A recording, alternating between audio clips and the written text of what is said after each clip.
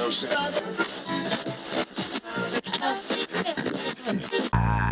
can't feel my face now. You know the eye floaters? The things that are in your eye, and when you look at a blue sky, you could see it looks like staticky, but when you focus, they look like little balls of like shooting stars. And if you focus on the bigger shapes, the inside is dark, the outside is light. Normally, they say that when you have a near-death experience, you'll start to see them more often. And one day, I was looking at the blue sky, I was looking at the floaters, and then a plane was flying by, so I changed my focus to the plane, and this one floater started to appear, and it looked like an Ankh, the Egyptian Ankh, but it was upside down. Then I thought to myself, there's no way there's a connection here. So I started to look into it, and then I found this photo. It literally blew my mind. And then I looked up, what is the meaning of the Egyptian Ankh? It's the key to life. What if this focused look has more power than we think? Because when you look at somebody's back when they're turned, they'll start to like feel something, like somebody's staring at them. They feel it. It's almost like our eyes are giving off energy. And Edward Lee Scallon, the guy that built Coral Castle, he has a lot to say about the floaters, which is really weird. We're gonna have to look into that, because if my mans who built Coral Castle is backing this, then it might be something to it. Personally, I don't have these, and I've had many near-death experiences. I don't have eye floaters, at least not that I know of, and I look up a lot. So my thing too is like, well, why do you think that looking at the plane all of a sudden assembled them in the shape of an Ankh? Like, was there any connection there? Because you had brought up the plane as if it was part of like the reasoning behind all this. I don't know. Eye floaters? I need to see what my mans with Coral Castle got to say about it. I'm gonna have to look into that. The moment you declare yourself to be anything, everything unlike it will come into the space. And it has to. It's the law of the universe. Why, you ask? Because that's the way the universe works. And here is why. In the absence of that which you are not, that which you are is not. Did you get that? Supposing, just for the sake of this discussion, that everyone looked exactly like you, how would you know how you looked? How would you know how to describe yourself? How would you be able to say, I'm the one with the long, dark, oh, I see everyone has long, dark hair. Therefore, I promise you that if you want to have a direct experience of who you are and of what you are, you will attract to yourself like a magnet everything that you are not. Because in the absence of that which you are not, that which you are is not. Got it? The moment you declare yourself to be anything, everything. He said, because that's how the universe works. That was a good answer. Psych. That was a horrible answer, because that's how the universe works. In the absence of which you are not, that's a brain bending little, dang. Because if everybody looked the same, how would you know what you look like? Well, I look like everybody else because we all look the same. He's trying to say the moment you declare yourself as something, all the other things that are not that appear. I don't know about that. This is why. Hold on. This is why. Example. Okay? This is my case in point and why I don't know about that. You buy a car. Okay? And you're like, oh, yeah, I got me a new whip. You're feeling good, whatever. You're driving down the road. You see your car. You hit another street.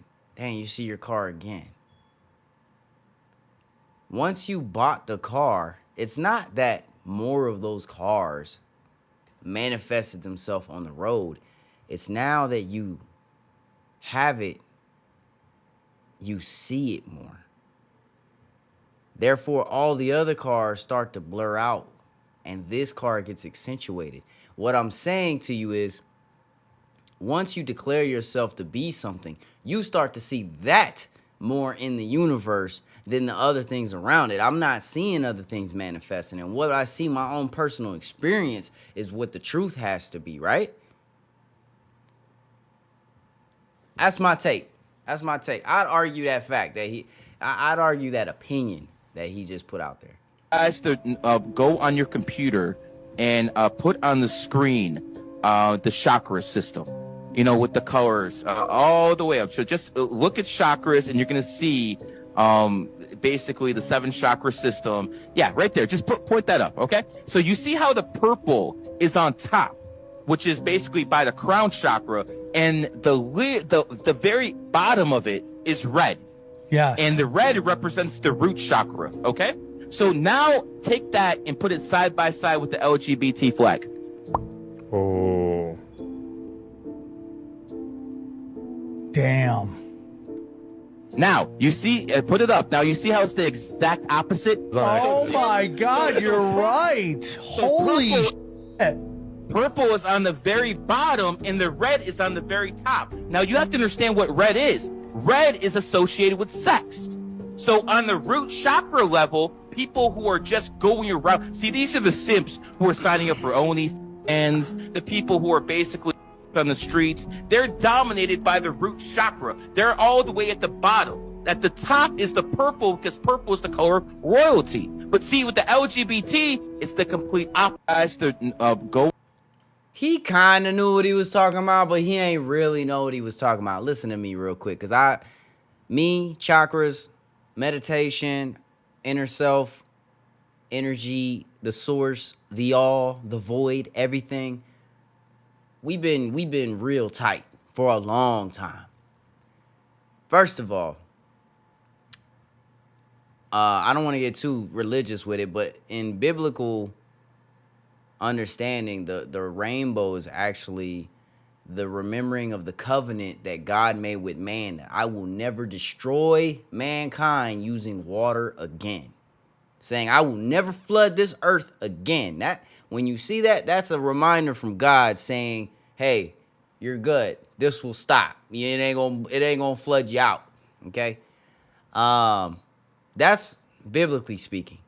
And then what he showed was the chakra centers, right? And the chakra centers is basically energy centers in the body, and they connect the body to other realms.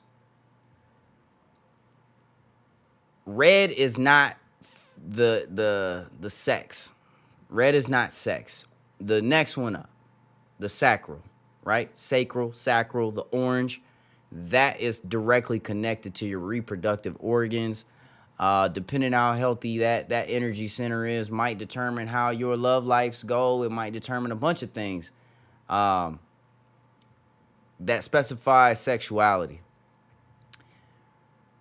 The crown is not purple, it's violet. The third eye is indigo, okay?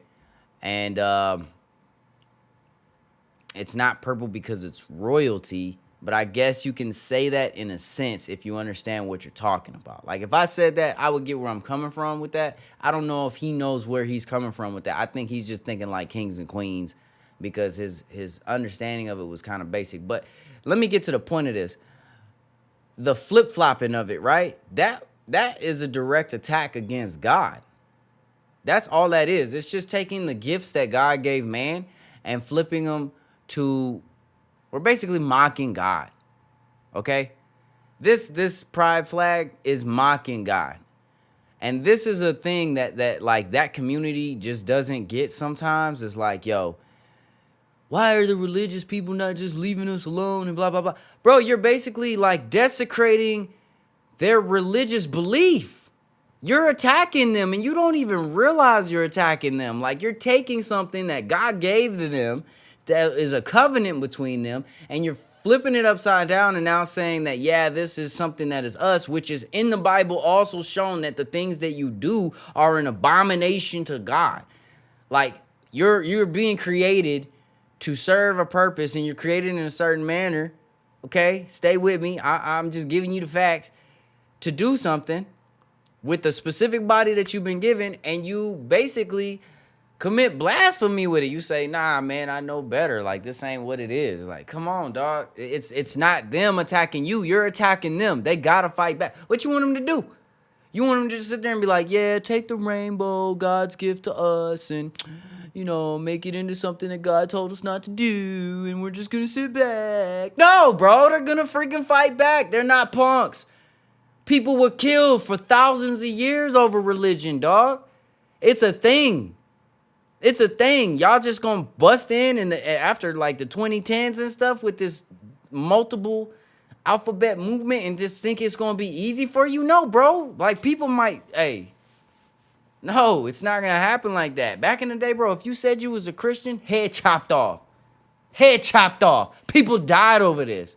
Nah, they not taking it lightly, bro. They're not taking it lightly. And I could get into deeper things. We could talk about Ishtar, Asher, or whatever you want to call that god, and Baal and all them, and the return of them, and June, and Stonewall, and all. We could talk about all that, dog, but you don't know about that, so we ain't gonna get into it. Next video. Here you are, baby. Fresh baked pie. Just for you. Where did you get this? I baked it from scratch. We don't have an oven. God helped me. Joseph, please. You see how that sounds, Mary? Here you are, baby. Fresh baked pie. Just for you. Where did you get this? I baked it from scratch. We don't have an oven. God helped me. Joseph, please. You see how that sounds, Mary? Here you are, baby. Oh my gosh, bro. What? That was ice cold. Whoever made if you don't get it, you just don't get it, man. New era. I'm feeling quite bad, so take another token.